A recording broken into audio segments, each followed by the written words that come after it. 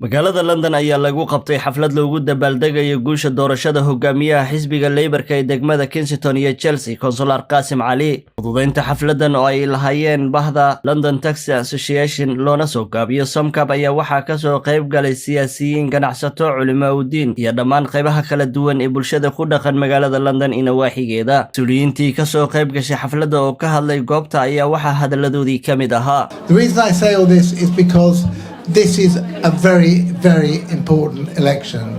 We are in a situation where the country really does need change. And I'm afraid from my surgeries, from my inbox, I see how people are suffering. The lack of good housing, the lack of good healthcare, the lack of good schools. Things that we used to take for granted, we should take for granted in this country, and they've been run down over so many years. Without your support,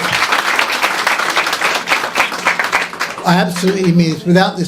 your support, I would not be the MP here, through good times and through bad. I would not be able to continue the work that I've done. I am aware, however, from my casework, and I've been a councillor for 10 years now in Fulham, and I'm aware of the huge challenges facing the Somali community, as many other communities, after all these years of a government which makes it almost impossible to build social housing. So we have huge problems of overcrowding, which I know many of you will understand. We have problems of old housing, which needs repair regularly. We have issues about our schools. There is too much crime on the streets. Kasim, as has been mentioned already, is the first British Somali leader of a Labour group at the council level. That is a big achievement. And we want to see many more people following in his footsteps and taking positions in local and national government across this country.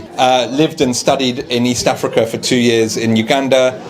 worked in Nairobi in Kenya, met lots of Somali expats across East Africa. And of course, Somalia is such an interesting story in terms of governance and sustainable development and how to promote democracy and economic growth. You know, Kasim as a leader as well, huge example for us. So, mashallah, tabarakallah. As I said, you know, Kasim did come out and campaign for me, and I know that he went to other councillors to also campaign with them. And you know, I just wish you all the best. How do we help the Somali community? We are not seen, we're not heard. We always say we're underrepresented, but how can we better our community? It wasn't just for him to become a leader or for me just to become a councillor, but it was truly not just to be a leader, but to take people with us, to motivate Somali councillors, especially young ones. Tonight is Kasim Ali. What a legend. Kasim has made history. Everyone, round of applause. This is the time and kafa ilaysanayno xisbiyadan iyo dadkan dhexdeganayno baahan. We have to unify, we have to play smart. In the longer days, I mean, he established, if you look at the UCL Somali societies back in the days, the UK Somali societies, one of my passion is education, and that's how you encourage young people to get involved through education. Kasim is a friend and a brother, and he has done so much for the community. And over the years, Kasim has done magnificent work in the Labour Party over the years, and he has introduced a lot of Somalis in politics, in British politics. Anaga waxaan la yiraahdaa London Taxi Association, that's registered name waaye, laakiin waxa ku magac dheernahay Somcab. Waxaan ahay gudoomiyahooda. Is biggest association, Somali association in the UK, and I can say it's the biggest association Somali diaspora around the world. It's not just the UK, because majority any professional Somalis, either taxi engineer luxuries association intaleg or over 500 people or Somalia or shanta Somalia oo waxa ay helaan dib ugu caliya dalka. Aan u faraxsanahay caawa dhamaanteynba inaan ka qayb ka noqono campaign-ka Labourka iyo Kasim walaalkeen progress-ka uu sameeyay. Waxaan u maleynayaa jaaladaheenu hadda si xoog leh ay u muuqdaan. waxaan rajaynaynaa insha Allah dalkeena inaad wax ka tari doontaan haddii aad hadda MBD qayb weyn ka noqotaan. marka xiga waxaan jeclaan lahaa inaan u hambaliyeeyo walaalkay Chancellor Kasim Ali oo dhowr iyo 10 sano isnaqaano koorduu siyaasadda ku soo biirin Kasim markasta wuxuu ahaa qof bulshada dhexdiisa ku jiro oo bulshada Soomaaliyeed wax ka qabta marka ay keenay Kasim waa ku hambaliyeynaya mar koowaad iyo mar labaad iyo mar saddexaad arjana Allah tawfiiq kulli inuu waafajiyo insha Allah ta'ala mustaqbalkana iyo mustaqbalka durriyadeena inuu ku dhago mustaqbal fiican ka dhigo insha Allah ta'ala aan kula dadaalno lama taqaan durriyadeena islaamka aniga Kasim waxaan ku bartay masjidka Al-Manar anoo lacag aruurinay charity marka salaada duhurka lacag ma nala siinin salaada casrka lacag ma nala siinin maghribkii ayaa waxa soo galay Kasim ayaa wuxuu yiri dadkaana meesha ka yimid East London waa martiyay yihiin sahaydooda ayagoo wata East London haloo diro markaas waxaan naloo buuxiyay meesha oo dhan marka taas aan ku xasuustaa waa ninka doono marka waraysa horta ko waxaan aad ugu mahadcelinayaa walaalkay Councillor Kasim Ali oo xafladan igu casuumay maxamed saxaaf saaxiibkay oo asna aad baan u salaamayaa timid wiilkeena Kasim runtii anigu laftirkeyga aad aan ugu faraxsanahay waxaan isdhahay hadda ritaayada xoogaa noqon rabtaay maxaa u yaraan weysa agsto siyaasadda kasoo qayb gashide waa inay xisbiga u codeeyaan marka Kasim marka waxaan ku taageeraynaa marka koowaad geesinimadii iyo xilkasnimadii iyo wanaagii iyo dadaalkii iyo juhdigii oo muujiyay oo intaasoo qofood uga soo dhaxbaxay isagoo Soomaali ah oo u istaagay xisbiga Labourka inuu wax ka noqdo oo ku guuleystay u sacbiyo horta aad ugu maasana kulligeen aan taageerna Kasim siyaasadana galna wabillahi tawfiiq leader of the Labour Kensington walaalkay Councillor Kasim Ali sifaca loogu sacbiyo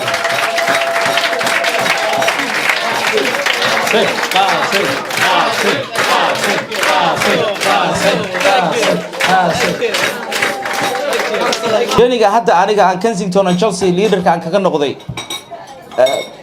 ilaah baa qadaray laakiin leader kama noqon karin Kensington and Chelsea haddii aan markii hore councillor ahaan lahayn ina councillor noqdana waxay ku imaatay in dadka xaafadda joogo especially Kensington and Chelsea ee wardki aan u orday markii hore waxaan u orday Chelsea ben waa ogyahay waa ka sheekaysanayna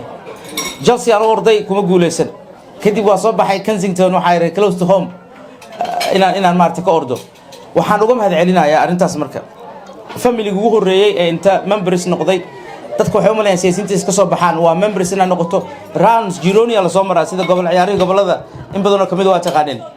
Gironigas la soo maraa ama Randigas la soo maraayo ma soo gudbi laheen mana soo gaari laheen haddii aanan stage ugu horeeyay dad member kamid ah xisbiga Labour Party oo membership noqdo oo kamid noqdo oo councillor soo saari karo oo MB soo saari karo oo GLA soo saari karo dadkaas ugu horeeyay councillor Nuur Abdullahi Nuur hadda meesha fadhiya Muuse ka hadleenin laakiin dadka ugu horeeyay ii soo baxay ee ii codeeyay ee kamid noqdo xaafadda inay kamid noqdaan marka councillor Nuur waxa leeyahay kaliya saaxiib namatiid maartay oday Soomaaliyeed namatiid waxa tahay nin qof walba oo community-ga garab taagan 20 sano ka horna inaan ka soo aan ka baranayo meesha soo wax ku sameeyay maantana aan ka wada shaqeynayna anagoo la elected officials in Kensington and Chelsea aad farxad igu tahay Councillor Nuur waa ku maasantaa adigana qaasatan my brothers and sisters dad badan aysan shaqeynay intaan leaderka markaan noqdo intaan noqon ka hor waxaan u orday Kensington inaan ka noqdo member of parliament candidate